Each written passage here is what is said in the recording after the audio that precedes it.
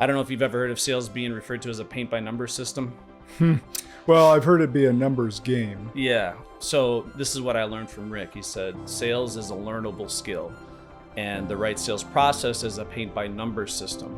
So are you a good artist? Josh, if I had you freehand something on a canvas, did you paint this Spartan helmet up here? No, sir. Okay. So me either. Like if you had me paint something for you on a canvas, it would look like I'm playing hangman. Like it would just be stick figures and a bunch of random things.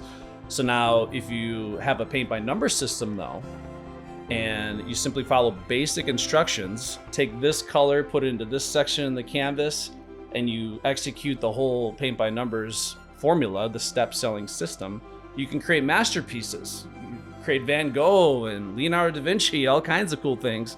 And it's predictable, it's replicatable, it's duplicatable. And that's the exact same way sales is. With the right step selling process, it allows someone that maybe, like myself at the time, was not a natural born salesperson, to make sales predictable, replicatable, duplicatable. You can create sales masterpieces, even if you're necessarily weren't born from the womb to be that way. Yeah.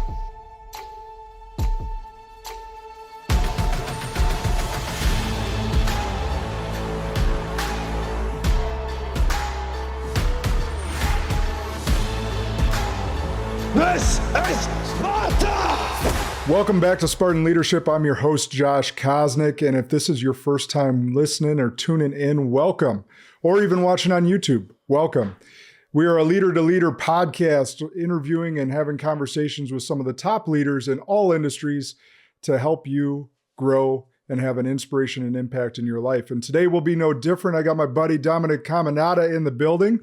We're going to have a fireside chat with y'all today because I got another Madison leader. I always love these in-person ones better than the Zoom ones. Yeah. You get the real, and we get to chop it up and pour as much impact as possible into all of you. So let me give you guys a little backdrop on Dom.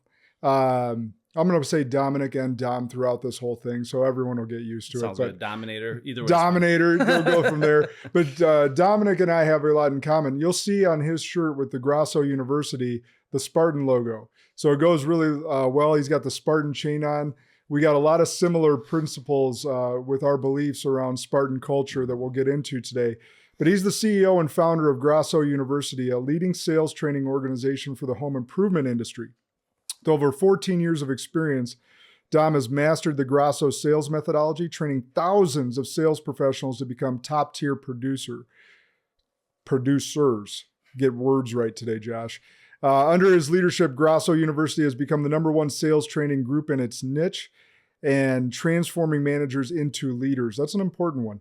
And salespeople into industry powerhouses. His mission is simple: to elevate sales teams, to close more deals, boost profitability, and foster growth in even the most competitive markets. So, without further ado, welcome to the show, brother. Yeah, thanks, Josh, for having me. And I just got to say, just a beautiful property, amazing studio.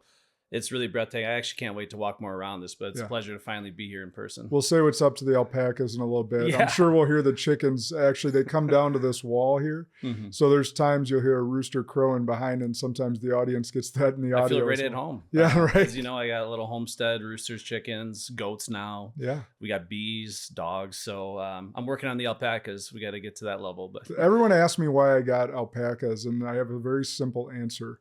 They're low maintenance, and they make people smile. They're just goofy. Yeah, especially when you shave them, right? I saw that video posted after you shave them. They just look so hilarious. Oh, Alex's friend Josh, yeah, he came in here and had a blast tackling these things. Yeah. Because as soon as you get your body weight into them, they relent. Yeah. And then you just carry them over, and we do the shearing, get the hair off them in the right before summer. Yeah. And it's done. Yeah. And that's the only work you really have to do with them other than, make sure they're fed. Then they just make you smile the rest of the time. Yep.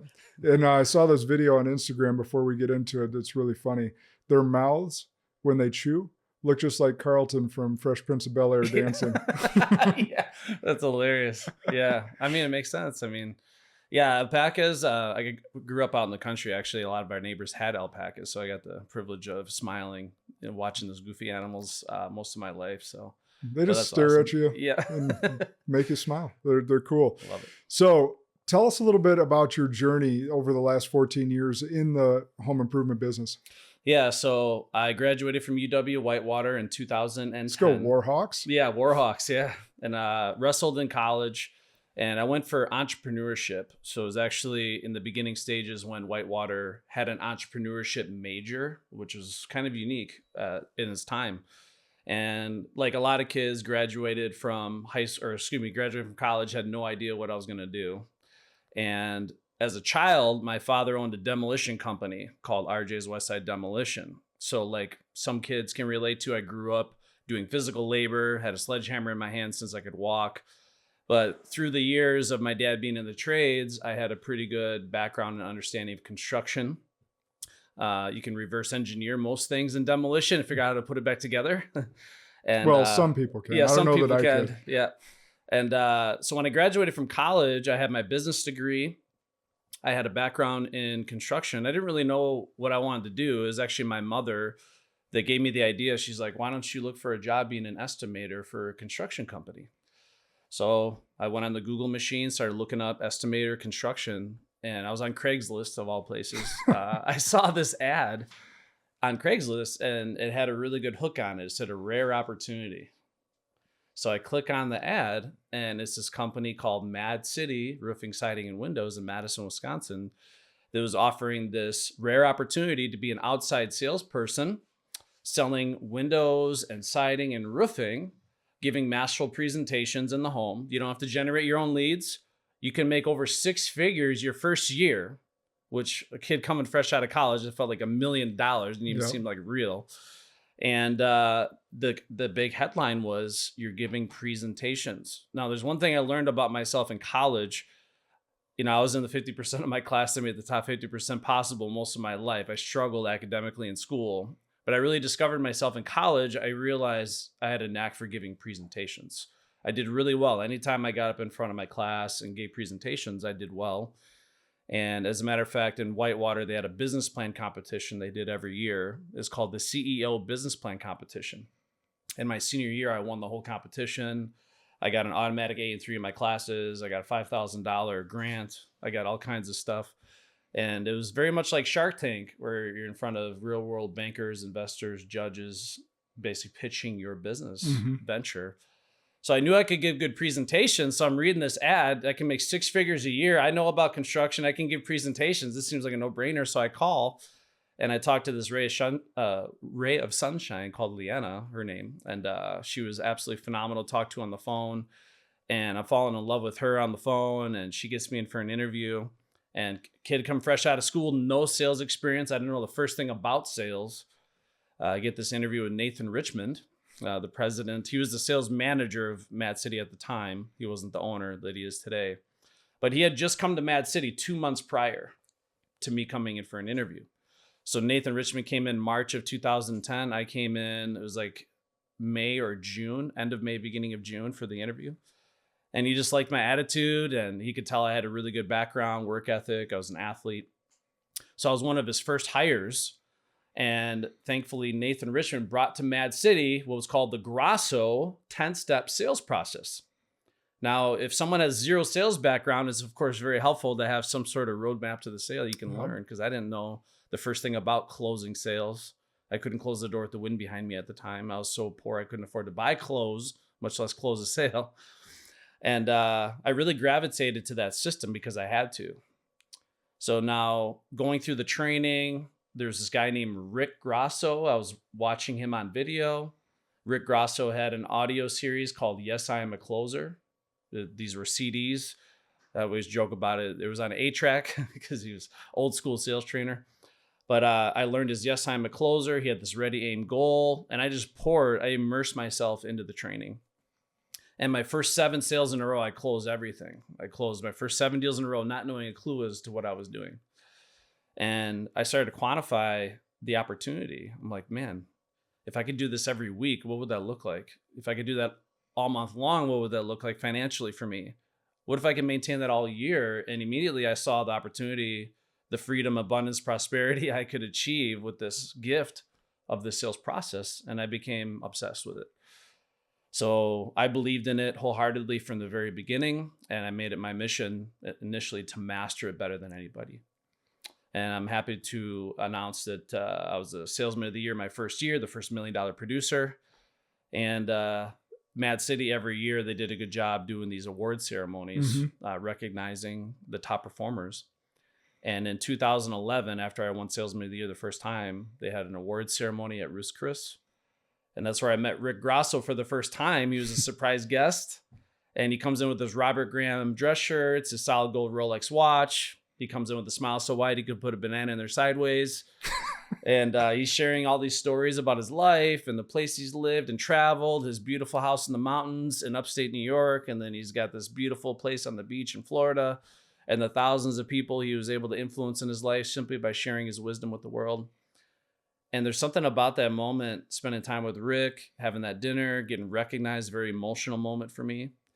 I made up my mind that evening that I didn't just want to like be a good salesperson. I wanted to be him. I wanted his life. And also knew he's getting up there in age. Like there's going to be a time where this guy's got to retire and I want to be first in line to take the baton when he's ready. So that was really the burning desire I had to master the Grosso system at a whole different level. And on top of that, become a leader without being required to be. Yeah. So I started taking reps under my wing, coaching them, training them, having them ride along with me, role playing with them. Even though I wasn't a leader on an org chart, I wanted to lead. And I realized early on in my sales career that I had immense passion, fulfillment, and joy from leading, coaching, and training other salespeople and watching them realize their goals. And then after I got Salesman of the Year the second year, and then the third year, 3-time Salesman of the Year, the opportunity was presented to me at Mad City to become the sales leader on an org chart officially. And that was when we were about 8 million. And obviously I latched onto that wholeheartedly. Once I got my hands on the steering wheel as an actual sales leader in the company, I knew this was my chance to prove to myself and to the world that I could take the Grosso system and use it to command a sales powerhouse. So I hit the road running immediately. And the way I like to explain it is I wanted to create a sales foundation that was so powerful that these salespeople had to go out of their way and be creative to screw it up. They literally had to intentionally make mistakes to mess it up because of the relentless support, the tools, the training, all that, everything they need to do their job and execute at a high level would be provided to them on a silver platter. Now it's just up to them to go out and execute. I don't know if you've ever heard of sales being referred to as a paint by numbers system.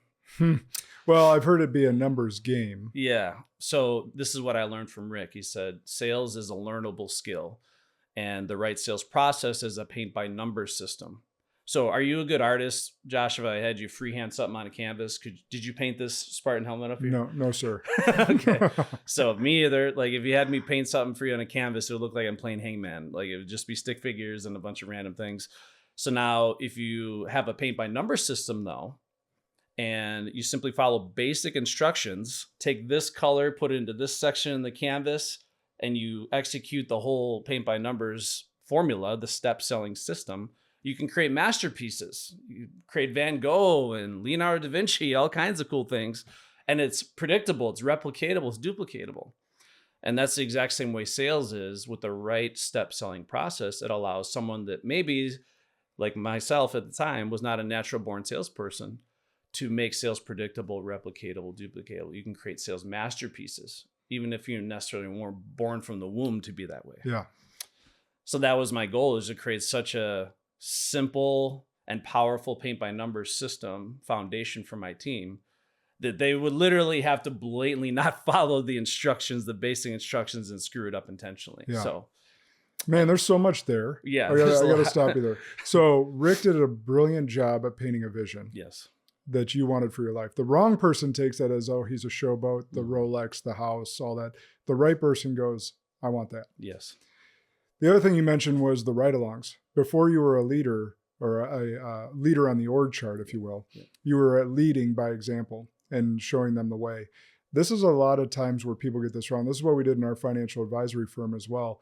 We called it joint work. Mm-hmm. We said, you bring a senior in to help you, show you the process, especially if it's someone that you think is a little bit over your skis, right? So a young advisor that's 25 years old may feel totally comfortable sitting across from a 25-year-old because they've seen that case plenty of times. However, if they happen to get a meeting with a 50-year-old that has more life experience, that has more assets, that has more complications in their financial picture, they want to bring in a veteran advisor to learn that case, to be able to navigate that, because that veteran advisor has seen that, done that numerous times. Mm-hmm. So many businesses don't do that. Mm-hmm. They don't allow for joint work, or they don't incentivize joint work, which is really helping that younger producer, that younger salesperson learn on the job. And is that part of your teaching? Yeah, I mean, part of mastering the content is seeing somebody being able to lead by example and watch it lead to a successful outcome, and learning from those that are doing in the field, in the trenches. I used to have a lot of one-on-one meetings with my salespeople, and I would commonly get salespeople ask me, what's the number one piece of advice you can give me to be a top performer? And this wasn't the answer they expected, but I said, you need to make it your personal mission to be a mentor, a coach, and a leader to everybody else. Yes. Be that person that people look up to for advice. Be the person that maybe inspires somebody without being required to. You ever notice in life occasionally when you're giving someone advice and coaching them, you teach yourself a thing or two? Yeah. If I followed even half the things that I teach people to do, I'd be a lot more successful, right? And it also builds confidence. And then, of course, when you're there for somebody when they need a leader, guess what? When you need somebody, you're more than likely going to have somebody there for you too. Yeah, it's reciprocal. Yeah, it is. So, and that was the way I always thought about my role as a salesperson, is I always felt that I was a sales leader without being required to be. And I think all human beings, in a way, get a sense of fulfillment and to get a sense of joy when they share a gift with somebody or share advice or help somebody, and you can see that person realize their goals as a result of what you gave them. Yeah. I think we all have this innate desire to want to give back and help others succeed. So, because that's not the way people think about sales. They think this egotistical, selfish, you got to be a sleazeball, a liar, a scumbag to be good at sales. What I found is the exact opposite. The best salespeople I know are the best people. Yeah, they're actually the most giving. High integrity people. Yeah. We actually tracked joint work percentage. Mm-hmm. We wanted to know how many of our cases, of all the thousands of cases we did, how many were joint. Yeah. And there's veterans that would take in veterans. Let's say they had a specialty in a niche market, like doctors or business owners or complex estate cases. Mm-hmm. We'd have a veteran that was 25 years in that would bring in another veteran that had a specific knowledge or skill set in that niche. Right. So we always wanted to know how much joint work percentage was being done, knowing that it was a good measurement of success. Yeah, exactly. Yeah, it's always interesting too when a sales veteran maybe is in a slump. And I don't like the word slump, but let's say they're just in a rough patch of sales. Anytime I wanted to kind of reignite that eye of the tiger, I gave them a new salesperson to work with, a new salesperson to work on, to have them shadow, because there's something about that when you put a new salesperson with a veteran. Obviously they don't want to humiliate themselves. They want to prove that they can do this. They have egos too, but there's something about when they get to coach and work on somebody, it just immediately boosts their confidence again. It reignites that eye of the tiger, gets that fire reignite, and then they're off to the races once again. Yeah. And then of course the closing percentage when you have two people on one sales encounter was dramatically higher. I mean, even for me personally, when I had someone riding with me, a new salesperson, that's why I loved it, by the way, early in my sales career, when you're delivering a performance and you know that this new person is studying everything you're saying and doing in that house because they're learning, you're just more in your A game. It just is what it is. And my closing percentage would skyrocket every time I had a new salesperson ride with me. But not just that. I remember when I was doing joint work as the junior, let's say, I could observe. So you and the client might be in a conversation. I could observe body language better and notice when, let's say, a message wasn't landing and chime in. Yes. And there's that's where the joint work really comes into play. You get that outside perspective. Yeah. Yeah, because you're able to pay attention to some of the subtle nuances that the person that's explaining something or that's in mid conversation isn't going to necessarily notice. Correct.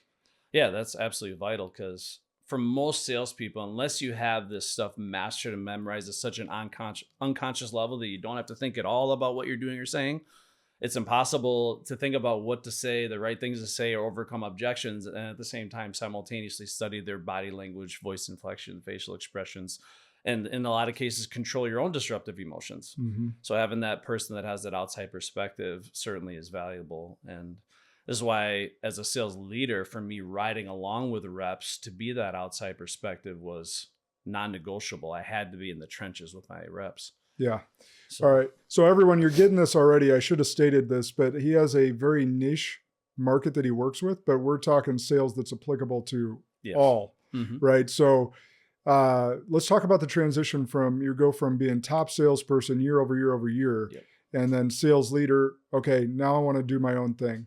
What was that like for you jumping out on your own after making great money?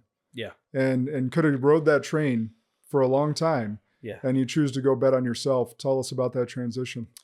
Yeah, so the opportunity presented itself in 2019 when Rick Grosso was announcing to the world that he was having his last ever closers camp. And those of you that don't know, Rick Grosso's closers camps were sales training events he would host every single year. And there were like competitions. And basically he was signaling to the world with his last ever closers camp that he's retiring. And the guy that made up his mind in 2011 that he was going to take over this guy's legacy, I knew that was my chance, right? And that this is my dream. This is actually what I've been working on.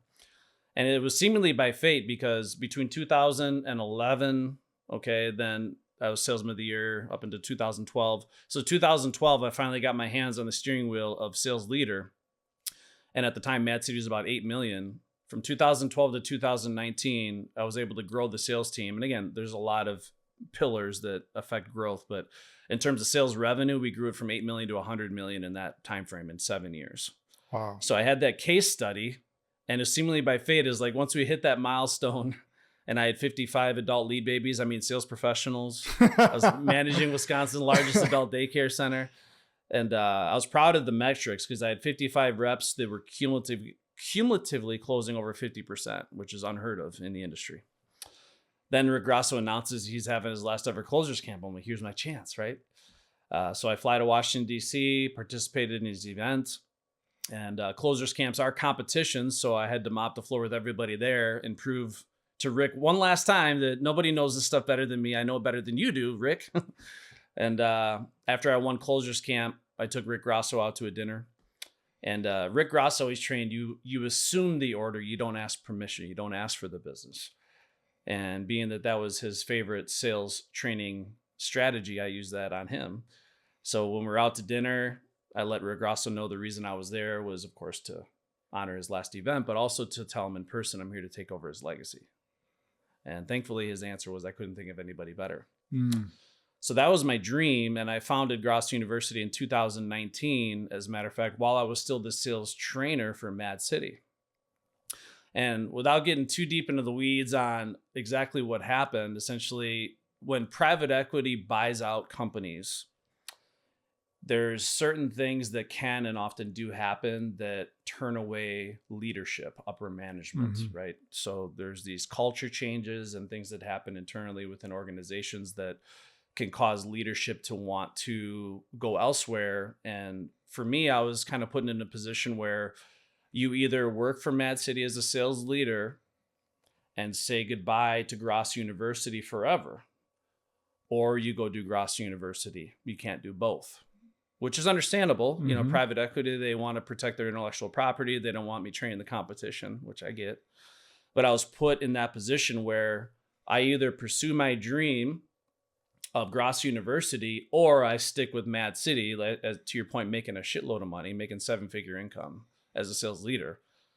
And it was actually my best friend, Brian McFarland. He's my best man. And, you know, him and I are very religious, spiritual people. And he went to church, and the pastor at church made the following statement. And Brian knew that I was in this predicament. I didn't know what to do. I didn't know what the best choice was or decision.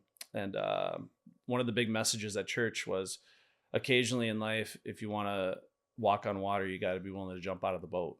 And he shared that with me, and I'm like, are you kidding me? Like, impeccable timing to get that kind of message. And, you know, for me, it was a very tough decision, but I bet on myself, I bet on my dream, and I kind of went all in at that time. This was in 2020. I went all in on the dream of Grosso University, not knowing how it was going to unfold, what I was going to do. And of course, as we all know, the earth shut down for a while. So not knowing that COVID was about to strike. Exactly. So I have all these different uncertainties about the future, but I had to go all in on my dream and bet on myself.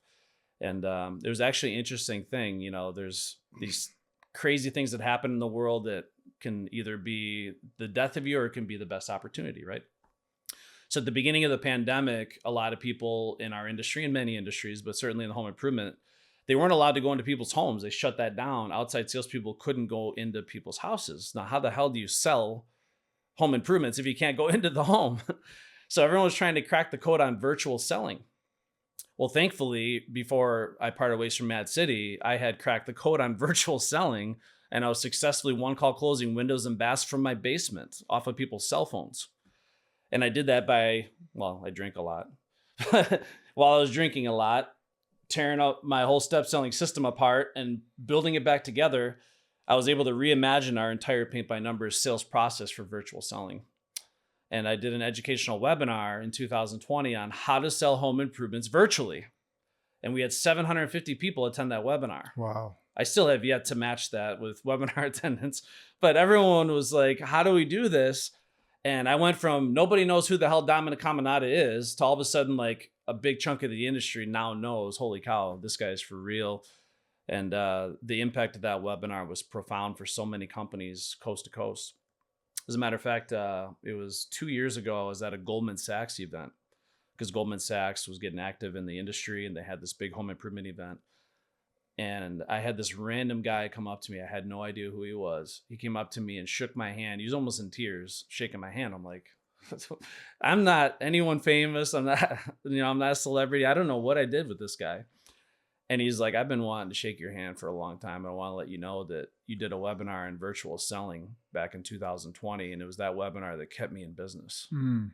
He's like, our business would have folded if we didn't watch that webinar. So I just wanted to thank you in person. I'm like, oh my gosh, this is why we do what we do, right? Yeah. To have that type of impact on someone's life. It's like, oh my God, my heart's just like, I can't even believe it. But it's affirmation as to you made the right decision. Those are signs from God that you did the right thing. Exactly.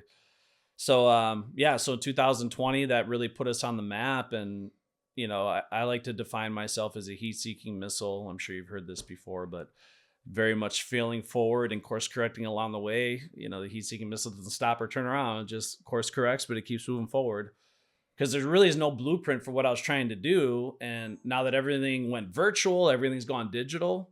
And I don't know about you, but I didn't even know what Zoom was until 2020. But it turns out, oh my God, what a blessing. Now, fast forward to 2024, most of my business is conducted virtually. I do high-level sales training events 100% on Zoom. As a matter of fact, we had our 2024 virtual closers camp. One of the first virtual training events of its kind. I had 250 salespeople tuning in virtually from the comfort of their own home or from their place of business. And we put on a high-level sales training competition 100% remotely. A lot of people are scared to death to do these things. But it really turned out to be a big blessing. And now we actually have this program at Grosso University called the Sales Academy Masterclass. Every single month, we start a brand new 2-week sales training cycle. And companies all over the country throw dozens and dozens of salespeople at us. And completely virtually, we take them to a 2-week comprehensive training. They get assignments every single day. We got a video training platform that supports it. There's testing, there's curriculum, there's quizzes, full accountability. At the end, there's a final exam and role playing. They have to master our Grosso system to be tested and certified. And companies are using that to train and onboard a sales army 100% virtually. And we become the training arm of companies coast to coast. And without getting too deep into the weeds, we literally have AI now that can literally tell us exactly what a salesperson's doing and how they're doing it. So we have the virtual training, but then we also have visibility. Are they actually following the system or not? What step of the sales process needs improvement? So we have that outside perspective remotely, 100% virtually leveraging technology and stuff. So that's awesome. I actually was going to ask about AI, so you just answered it. So that's good because I know that it's coming more and more into the sales process. Yes. So you've talked about Grosso University a lot. What's the methodology? Where can people string this together, whether they're in the home improvement or a lot of entrepreneurs that I have listened to the show that aren't? What's the methodology behind the university? So our sales process itself. Yeah, let's go through that. So we got an 11-step sales process. It starts with preparation. So we always say by failing to prepare, you're preparing to fail, which is true with any sales job. It's good to focus on high-level preparation, which, as it turns out, has a lot to do with your morning routine. So I created this Sales Warrior morning routine. It stands for sleep, affirmation, learn, exercise, and sustenance. And the reason why I created a sales acronym is because a lot of other people have a sales acronym and I wanted one for myself. But I just said, if you start off every morning checking just these simple boxes, it will translate into more sales because you sell proportionate to how you feel. Mm-hmm. A lot of times in life, we sacrifice our health for wealth, as Dr. Njun talks about a lot. I know you're working with Njun now. He's a good friend of mine. And this is a very toxic industry, home improvements. I know a lot of sales jobs can become toxic. Sales reps burn the candle at both ends. A lot of salespeople are shooting stars where they shine bright and do good stuff and they burn out. Yeah. So we like to turn sales reps into shining stars. So how do you shine bright year after year and shine brighter each year? So you start off with a good morning routine. Then there's some things we can do leveraging technology to research our appointments in advance. So I can go into the house with a strategy already in place, how I'm going to attack this project, even learning about the specific homeowner that I'm going to meet with, their personality type, their financial situation. There's a lot of information without getting too personal, but a sales rep can literally go with a full-blown strategy in place before they even knock on the door, how they're going to communicate with this individual and how they're going to personalize the experience so they can optimize their results. So preparation, of course, how you look, your confidence, your energy, your appearance, your morning routine, all that stuff plays into preparation. Then we really have the first step at the door, which is our introduction, our door approach. So I take my sales reps through, here's where you park, here's how you walk to the front door, here's how you actually knock on the, like we take them through step by step. After you knock on the door, here's how you greet the prospect, here's exactly what you say and how you say it. Here's how you gain entry. If they try to cancel the appointment at the door, here's how you overcome resistance. Because a lot of times when people are buyers and they're afraid to have salespeople in the house, they'll try to cancel the appointment. But the good news is when you overcome that, it's a good situation often, right? Then you get into the house. How do you demonstrate respect, professionalism, maintain eye contact, differentiation? So we train on this formula of a masterful presentation, which we always say the best close in the world is a masterful presentation. When you deliver a masterful presentation, the close is the natural conclusion. Because one thing we don't condone is high pressure sales. High pressure is lack of technique. Yep. When you do your job right, these people want to move forward. They're eager to move forward. They actually have high levels of need, want, desire for what it is that you're offering. And now it's just making it affordable, fitting into a budget, right? But we talk about differentiation. So Brian Tracy always said that price only becomes a determining factor when you fail to differentiate. Well, differentiation is everything you do when you're in the house, right? How you dress, how you maintain eye contact, how you're respectful of their house, showing up on time. Is punctuality important, especially nowadays when people are so busy? How you educate that homeowner, how you keep the spotlight on them, ask them questions, make them feel special, make them feel heard and understood, demonstrate empathy. So all these things you can differentiate. And then we explain what's in it for them. So it's not enough just to be different, but the homeowner is constantly asking, why do I care? What's in it for me, Dominic? Mm-hmm. I see that you got this different thing that your company does, your product's different, this XYZ, but what's in it for me? So that's step 2. You got differentiation, what's in it for me? Now, also we train salespeople how to effectively price condition. Because one thing Rick Grosso famously said is not the thief in the industry that bothers me, it's the honest idiot. And essentially it's these companies that try to run a business bidding jobs for cost. They're the contractor that literally comes into someone's house and says, our prices are so low, we lose money on every job. And they're telling the truth. Companies that literally live paycheck to paycheck. And because they're bidding jobs so low, it's the race to the bottom. 85% of them go out of business within 2 years or more. And it's giving these homeowners an unrealistic expectation as to what this actually costs to get it done with a true permanent solution to their problems. Yeah. So we got a price condition, unfortunately. This is true with most sales because people don't have a realistic idea on what it costs to get it done right. So price conditioning is a part of it. And We train a lot on seeding and layering in our sales process. You plant a thought in a prospect's mind, and through constant reinforcement, you allow the thought to nurture and grow into belief. Price conditioning is an element of seeding and layering. Yep. So then we price condition the thing that they want, the what's in it for them, differentiate. We let them know to get that thing they desire so much initially is a little bit more expensive. However, putting price aside, would they ever accept a circumstance or situation without that, knowing what they now know? So we get trial close commitments in these little tie downs throughout. So ultimately funneling it down to the only obstacle left on the table, which is affordability. One thing that was trained to me early in my sales career is the best way to overcome any objection is to bring it up first and overcome it proactively. We taught that on the phone. Yep. Like, so we want to get ahead of them. that's the way our whole sales process is engineered. So we proactively bring up all the common objections that could possibly come up from the prospect, and most salespeople handle them reactively.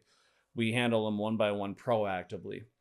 And the goal is to funnel any and all objections down to affordability at the end, and of course, fitting it into their budget. And then exclusivity. The nice thing about home improvements is we're installing and selling unfinished goods.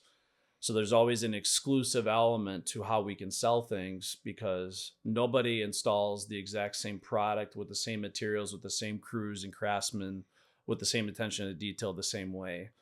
You can always differentiate, because most of the success of any home improvement project is based on the reputation and skill set of the crews and the company that stands behind it. So we build out these formulas, but the reason why I talked about that is that starts the second that salesperson walks into that house. Is they're keen to this formula of a masterful presentation. It's like a checklist. So you do a masterful introduction, you set the tone of the appointment, and the real goal there is to get them to lower their guard, lower their defenses, get them to be comfortable and relaxed, and get them open-minded to the education that's to follow.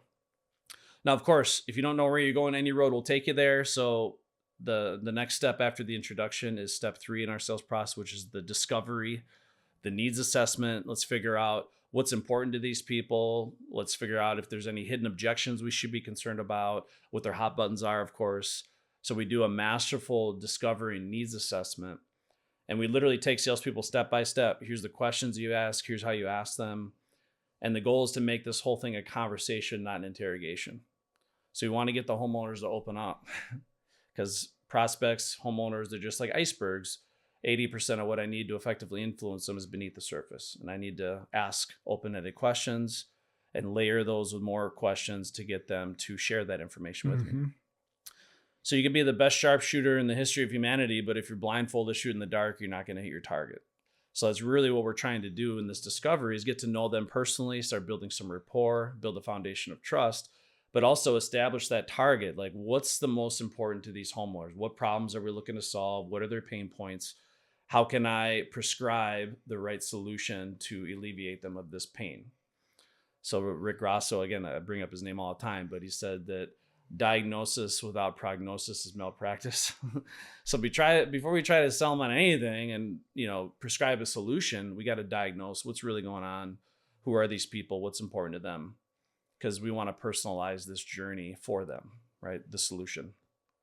Then we do a inspection. So we do a measure and inspection. So if I'm selling kitchens, of course, I got to measure out the cabinets. I got to do an inspection. And of course, part of the inspection process is to generate measurements so I can work up an accurate price. But the most important thing we're trying to do is establish a sense of urgency, get the homeowners committed to getting the work done sooner than later.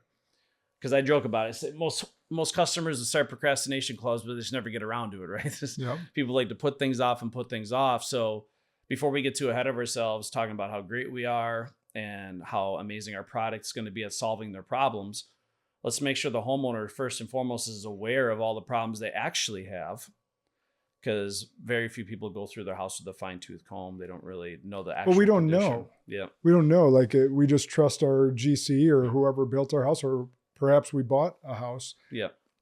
We don't know what to look for. Exactly.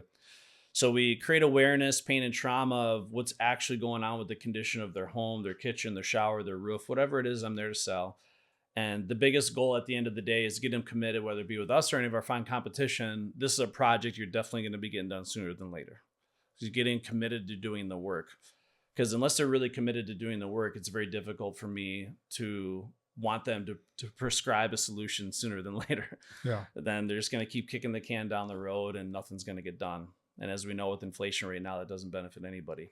The longer you wait, the more expensive it gets. So after we carve out the roadmap to the sale with our discovery, we discover a need, some pain points. Now we want to start talking about how we can prescribe a solution. The question I like asking every homeowner, so if I'm in your house, Josh, and I'm talking about a home improvement project for you, I said, Josh, let me ask you a question. Of course, we discovered some definite problems with your existing roof. How much money would you spend on a brand new roof that does not solve those problems? How much would that be worth? Not much. Not much. And how long, ideally, would you like those problems solved for? Just initially or permanently? Permanently. Yeah. So if there's anything we can both agree on, if it doesn't solve those problems once and for all, it's not even worth talking about at that point now, is it? Nope. So as I'm going through the journey of selecting the right company, the right solution, that's where I have them laser focused, is more so on what's going to solve these problems that we have once and for all, more so than what's the lowest price, cheapest thing I can put on my house. Yeah. So get them in the right mindset.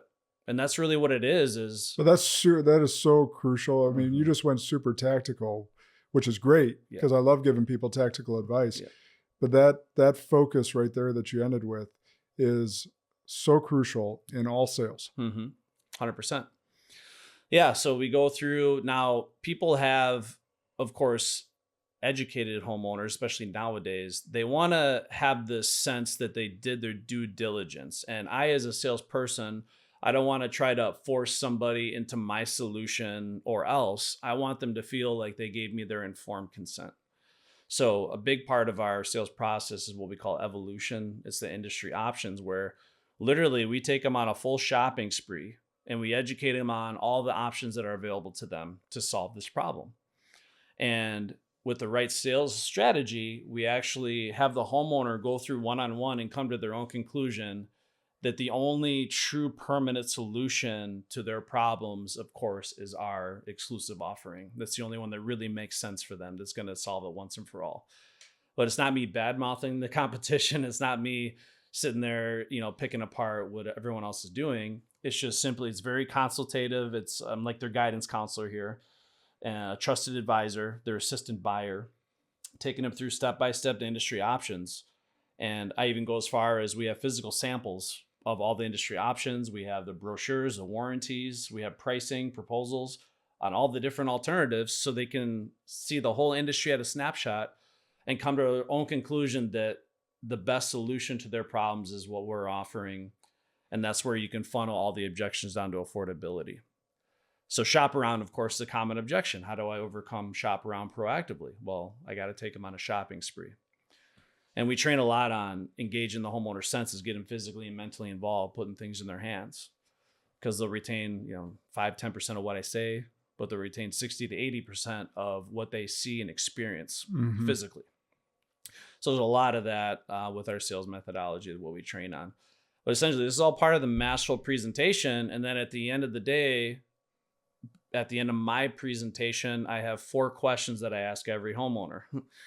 And of course, if you've done a really good job selling your product, they should really love, want, and desire what it is that you offer.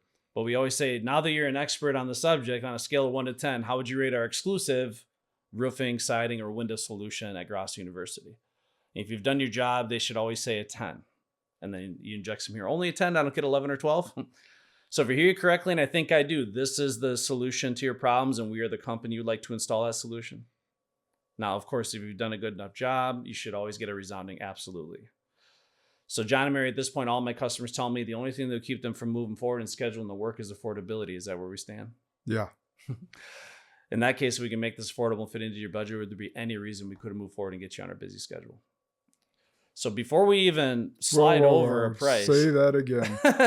That last question, because I used a very similar question in financial planning. So say it again, because anyone could transpose this question, and it's a really great linchpin. Yep.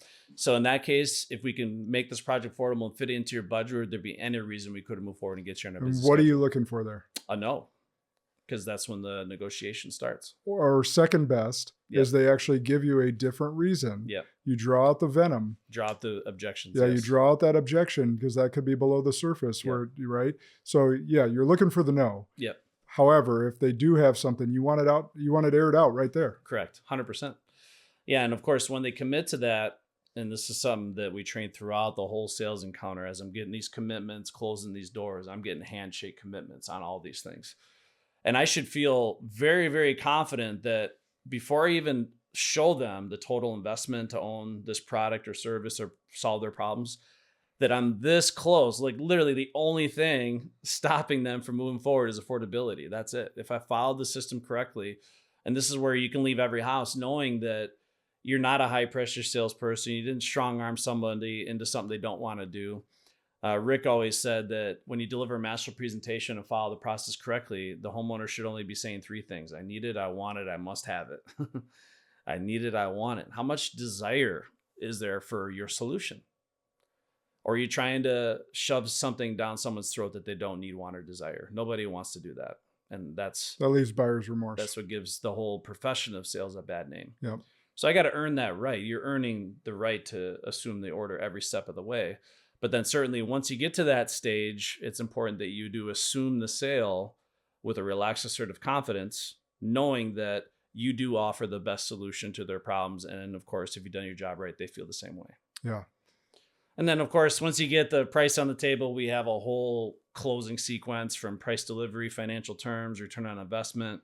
We have a qualification sequence that we train on, major close, sub-step closing, and then after I earn their business, how to button up the sale, because you don't make any money on cancellations. So I want to make sure I'm selling good business. So after I earn the prospect's business, how do I tie up any loose ends, button that thing up so they're not going to wake up the next morning, have buyer's remorse, and want to cancel?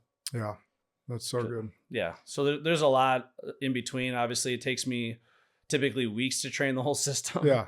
But that was kind of a 30,000 No, foot. that's great. And Yeah. I think there'll be a lot of people that get great feedback from that.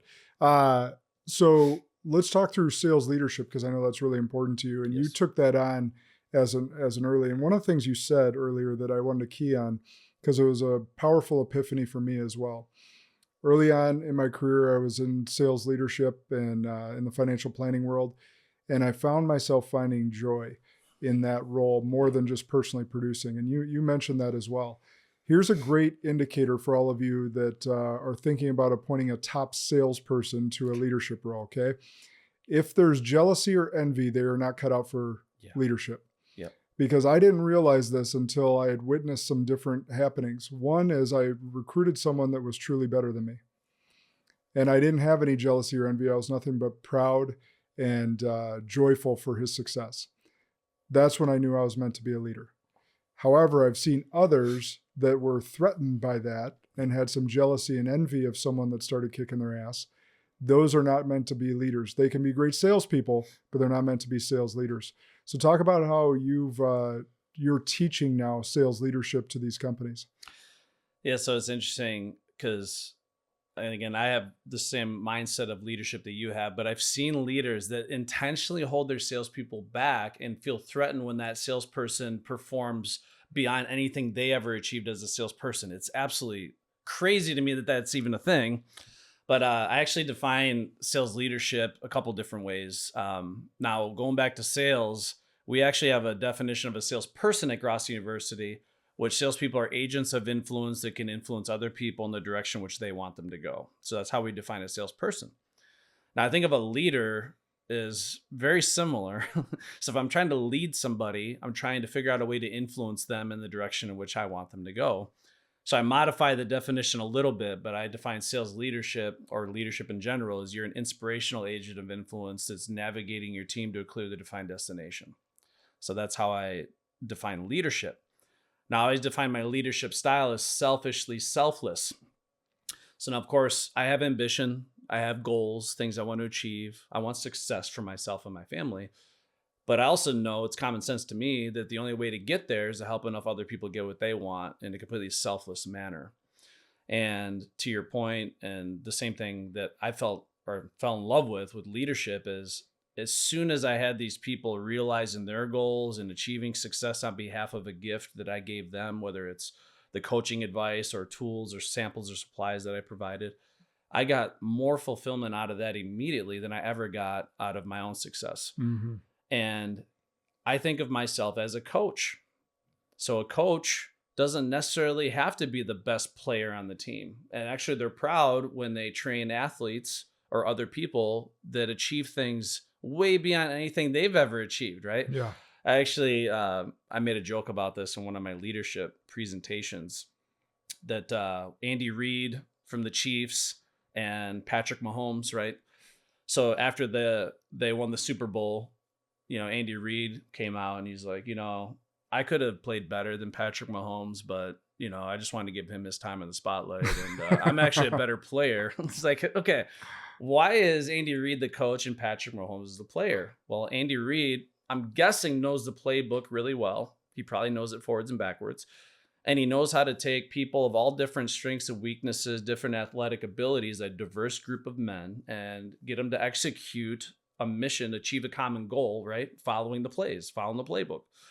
And essentially what we have to do as leaders, we have to take a diverse group of individuals of all different strengths and weaknesses and walks of life and different personality types. And we got to take this playbook that we have, whatever that playbook is, make sure it's clear, and get them to work together as a collective unit, as a team to achieve a common goal, right? Yeah.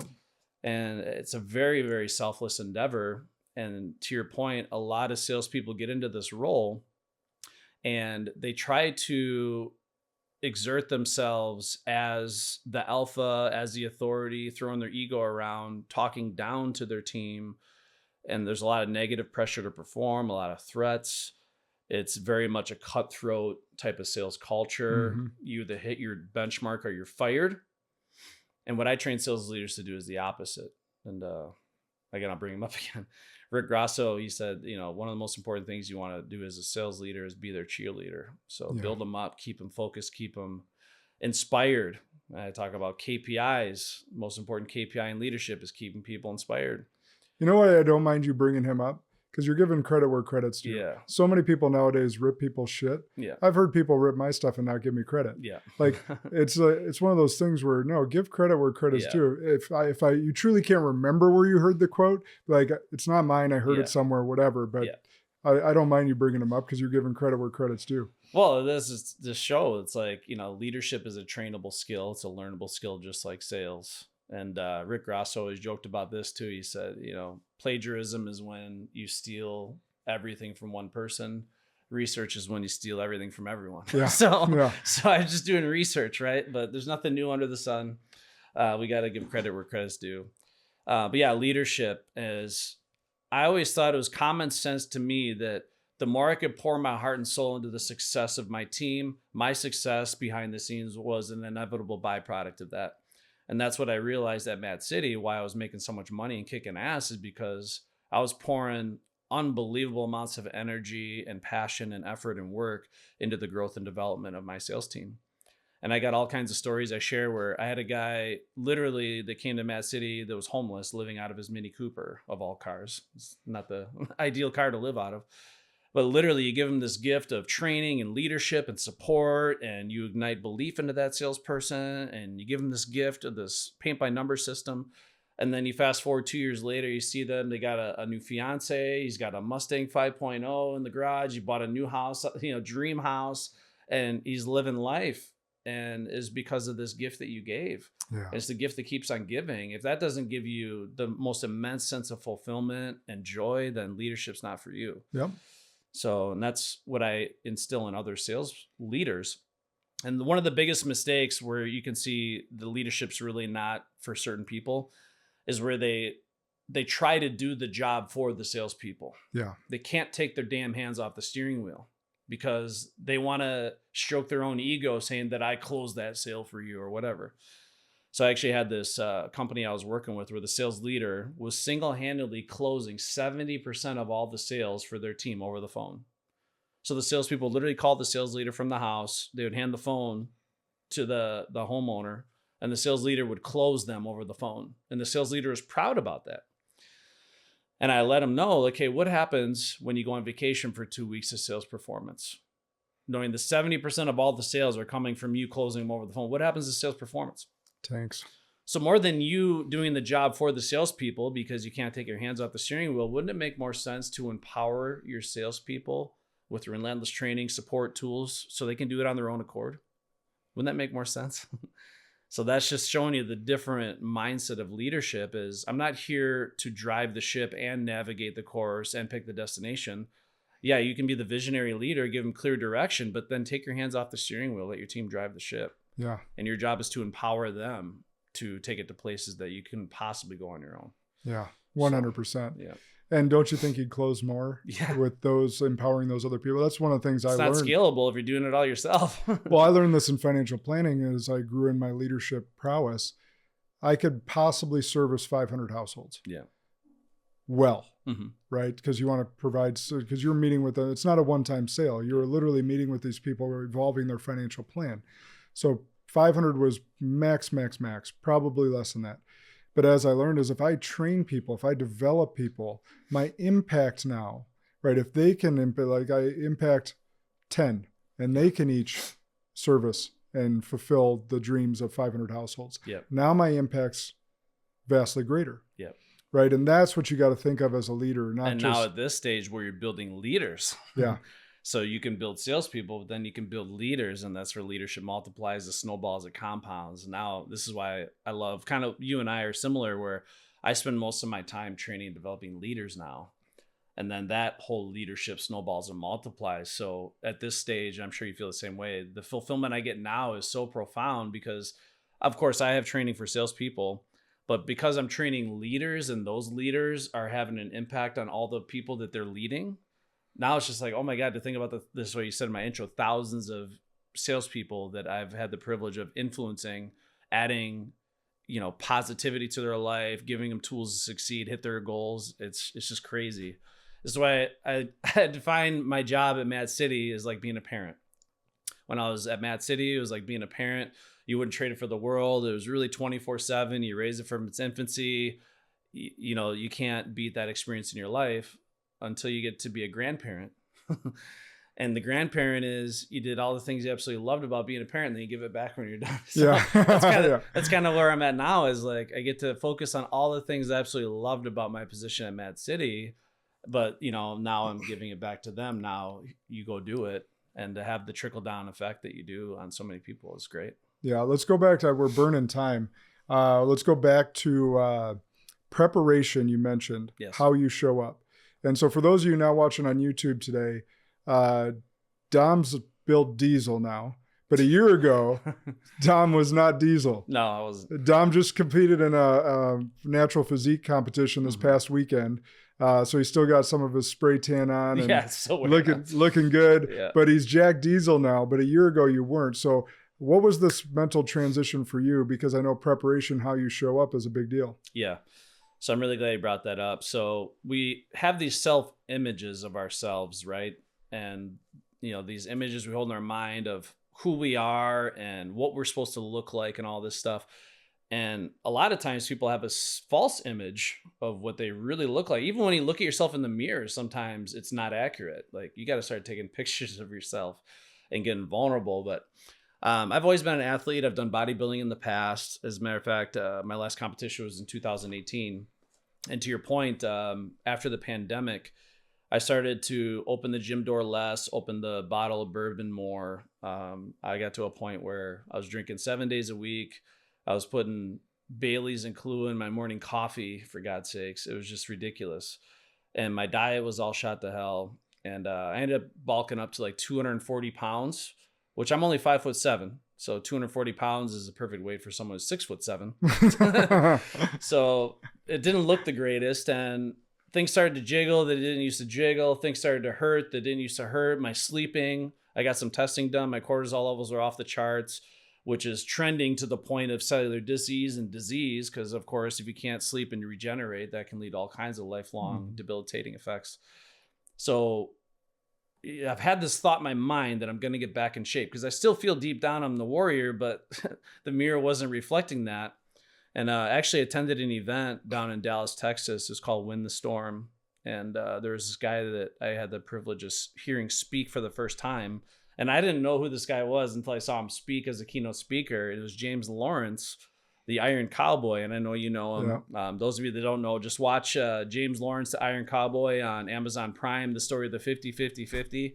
It's incredible. Anyway, so he's sharing what he achieved.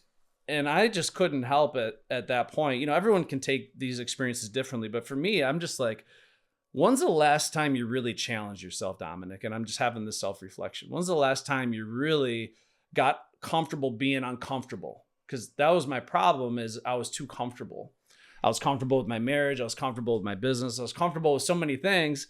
And meanwhile, my health was tanking dramatically.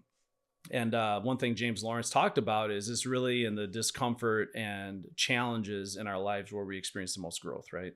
If you're always comfortable, you're just going to degrade over time. You're going to get atrophy. You're going to fall apart. So that moment, I'm like, you know what? It's been a long time since I challenged myself. Screw this. I literally went back to my hotel room. I'm like, I'm doing this. I signed up for the competition right then and there, bodybuilding competition. And this was in February-ish, March. And the competition was October 19th, which was recently. I'm like, I'm doing this. So I signed up. I paid the fee. I got my NPC card. And I started making it public. I started broadcasting it. Anytime I was speaking in front of a team of leaders or salespeople, I let them know I'm doing a competition October 19th. I'm going to be up on stage. For better or for worse, I'm going to be there, right? Now, of course, once you truly commit to something like that and you have that deadline, and I can hold that image in my mind of how I'm going to look when I'm in front of all these people in a banana hammock, right? It's really motivating. Make sure you get that in there. Yeah, I have to. So that's kind of what it was, is we at Grosso University have a definition of success. And this is why it's funny, because I train this all the time, but then it's like, Dominic, you need to do this for yourself. You are successful when you have a definite, worthwhile, written goal with a precise date you're presently working towards it. So that's our definition of success. If you don't have that deadline, you don't have a goal at all. It's like smoke in the wind. Mm-hmm. And I actually talk about it in sales. Imagine if you talk to a prospect and they verbally said, yes, we're going to hire you, right? They just verbalized it. And then you get all excited. You go back to your office and your owner, you're like, I got a sale. Look at this. The customers verbally agreed that they're going to do this. I don't have any signature or anything. There's no commitment. There's no start and end date, but they verbally told me they're going to do it. If you try to turn in a job like that, your owners would laugh at you like, go pound sand. There's nothing. It doesn't count. And it's the same way goals are. If you don't write them down, you don't give yourself a projected start and end date of completion, you don't have a legally binding agreement. It's like smoke in the wind. It has no weight or validity to it. So that's what the bodybuilding competition did for me. And I'm happy to report that from the time I committed to Showtime, which was recently, I lost over 55 pounds, completely transformed myself. And of course, now is the big challenge, right? Maintaining. But I'm really, really happy now when I look at the mirror. That is the warrior that I've always thought that I am, that I now see reflecting back at me. And I want to continue to build on that, because we both agree that one of the best ways to lead is by example. And I was not leading by example the last several years. I was not that type of leader that I wanted to inspire others, right? And that was the biggest reward of this whole journey, is all the people that impacted and inspired. Actually, I had one of my best friends, he lost 30 pounds training for my competition. He wasn't even doing the damn thing. He's like, when I see you up on stage, I'm going to be at 170, which is my wedding weight. And he lost 30 pounds because I inspired him to do so. And my employees and all the trickle down impact is phenomenal. Well, and it's how you show up. It's how you present yourself. And being at our age now, it's a differentiator. Correct. I mean, there's not many 40-plus-year-olds that are actually in shape, or like, let alone jacked. Yeah, the six-pack stat, right? Like, less people have a six-pack than there are millionaires. millionaires. Yeah, exactly. So it's you're right. But now you've cut back drinking, you've cut back, you've got your clean diet again. Yes. You've got that motivation back. Yeah. And so I don't think you're going to have as much trouble maintaining as you probably have in the past. And you're not starting a new business. And what I'm doing, which is important for anybody, is I'm building a network of people, obviously Carbon World Health and stuff like this, but I got a network of friends and people that are also holding me accountable. So having a team of accountability is really, really important too. And I don't want to let them down. Obviously, I don't want to let myself down first and foremost, but I don't want to let them down either. And, whether it's you do it for your kids, you do it for your business, you do it for your clients, you do it for everybody. As we talk about often, love yourself first and take care of yourself, and then you have the means to share that with everybody else. Yeah. So Well, and it's cool too. I had this experience, I don't know, it was like a month or two ago. One of Cam's friends told him, your dad is jacked, right? And he's 7 years old, right? Yeah. And I know you got two little boys or no, one boy, one girl? one boy, one girl. That's right. One boy, one girl. And so Cam's comes home and tells me that, and he was excited. And I was like, but it got me thinking, I was like, there's not many kids that can say that about their dads. Right. And he started, he's like, how do I get jacked, Dad? I was like, well, at your age, let's start doing push-ups. Yeah. All right, we're just going to start there. Did I tell you what my son told me? And this is when I realized, my God, I'm so happy I'm doing this. Because he's 8. He's going to be 9, actually, really soon.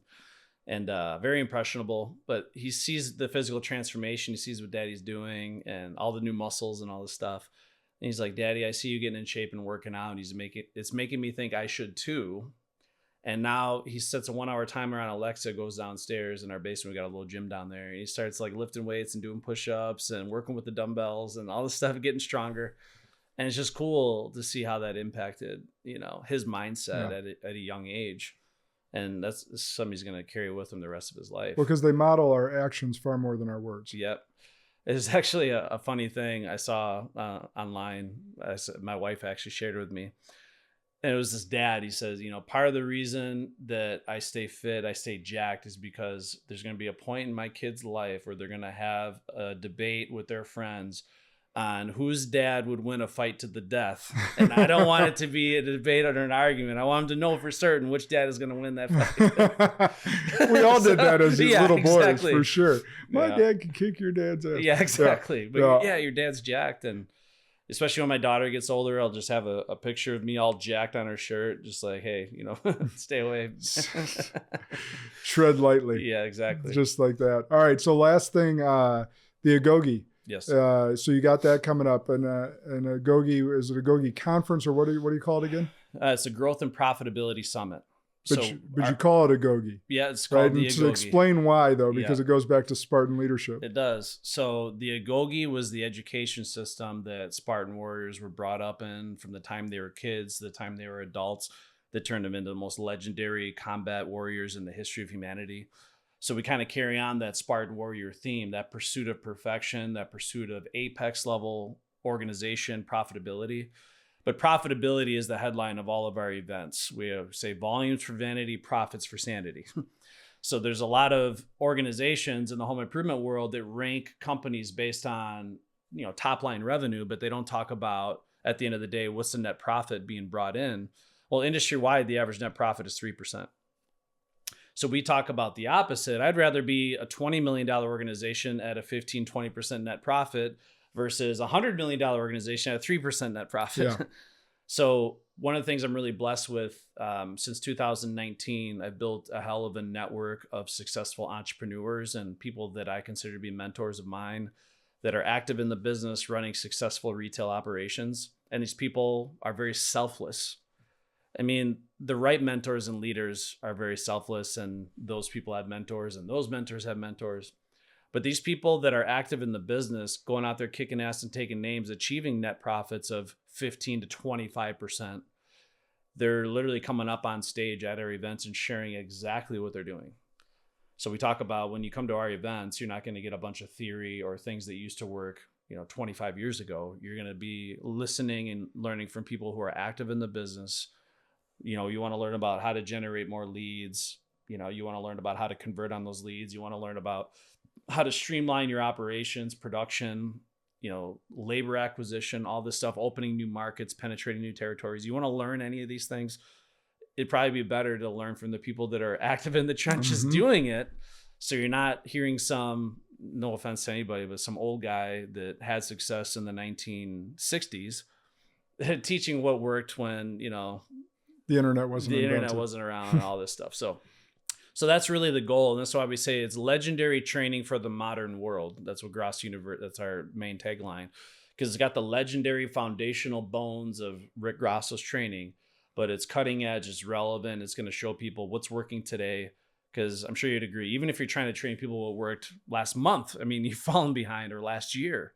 So we got to stay at the forefront of technology, process, of course, everything going on in the world is such a fast-pacing, dynamic, changing world. And the home improvement industry is historically decades behind the rest of the world, but now they're going to be forced to embrace all these changes quicker than ever before, but do it the right way. Yeah. We don't want to, chasing these shiny new objects all around us and throw all this money at stuff that's not going to make a difference. I wanted them to know for certain, okay, if we're recommending any product, service, solution, technology, let's actually learn from the owners who are having success, real success, utilizing these things and how to best implement these things in your retail operation. Awesome. Is there still room in that event? Or you sold out? Yep. So there's still room. We can have up to 300 people. We're about 230-ish. So where would they go to find it? So if you go to grossouniversity.com, we have an events tab. You can see the Agogi Summit, the Growth and Profitability Summit.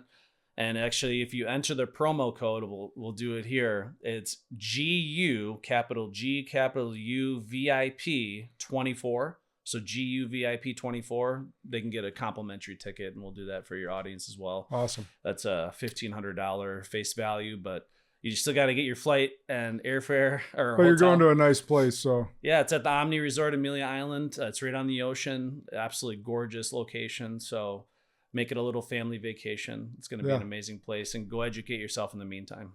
That's the way I like to do it. Yeah. Come back a better human being, ready to take on the world. All right, last question I always ask. What's an unpopular belief you hold to be true that you think most others would disagree with? Could be on anything we talked about or anything else. Doesn't matter. An unpopular belief that I hold to be true. It really depends. I guess I'll throw this one out there because we're in an election cycle, right? A lot of people talk about politics and stuff like this. This is going to be a very unpopular belief. Don't hate me for saying this, but whether you're right wing or left wing, I think it's part of the same bird. And I think in some cases, we know there's problems with both sides. So I think people just need to be careful going all in on one side or the other, because when people are so committed to a team or a certain side, it causes division. And one thing that is sad for me to see in this country is how much division there is. So I think more than ever, instead of saying I'm a right wing or a left wing, conservative, liberal, all this stuff, I've got all these labels. I think people need to work on coming together and uniting somehow, some way, because the division's getting worse and worse. So this is why when people try to talk politics with me, I just shut that off, because a lot of people try to take sides. They try to say I'm a conservative or I'm liberal or Democratic, which it's good to have your beliefs. And of course, hopefully your beliefs are in line with how our country was founded, ideally. But I think what I want to see is people coming together, because you look on social media, you look out there, people are fighting over nonsense, fighting over absolutely nothing that fucking matters. And so that's my big thing is, the way our system's designed, unfortunately, it's designed in a way where it splits people right down the middle, almost exactly. You can look at the polls and you look at the numbers. It's almost always, regardless of who wins, people are divided. And you see it in families. People can't even go to family dinners and family gatherings because they're divided on political beliefs. So you can have your political beliefs, you can have the things you stand for, but don't let it divide you from your family. Don't let it divide you from your friends. Don't let it divide this country. We got to figure out a way to come together, because in case you haven't noticed, there's a lot of freedoms and liberties that are being stripped away from us. And the more we're fighting each other, the less we're going to be able to stand up for ourselves. So the more we're divided, the more power they have. Correct. So it's interesting. This is probably the perfect audience for you to state that, because I would say the vast majority of my listeners would agree 100% with what you just said. Yeah. Whereas that might be unpopular elsewhere. Yeah, exactly. So I've watched your podcast and stuff. I figured it'd be appropriate to bring that up. But yeah, that's an unpopular belief, I'd say, that I have. In majority of society, for sure. Yeah. Well, thanks for coming in today. Where can people follow you? So I'm on LinkedIn. You can look up Dominic Caminata. There's not a lot of us out there. Facebook. But if you go to grossouniversity.com, our website, or you can find me on YouTube. I also have a podcast you were on. Yeah. It's called Profits for Sanity, and that's on YouTube and Spotify and Amazon Music, and where you find a lot of your podcasts and stuff like that. Your episode hasn't been released yet, but it's coming soon. It's absolutely magnificent. So definitely tune in for that one. Oh, good. Well, I appreciate you coming in. This has been an awesome conversation. And Spartans, you know what to do. Share this far and wide. Dominic dropped a lot of knowledge for you, especially on that sales process. I hope you guys were slowing that down, taking notes, rewinding. Make sure you share this message. Get to his website for the Agoge event, if possible, if that's going to line up for you in your calendars. Should be world class. Anything that Dom does is world class, so get to it.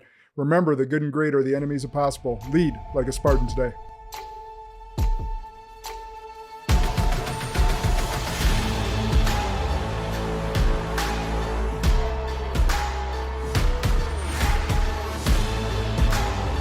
This is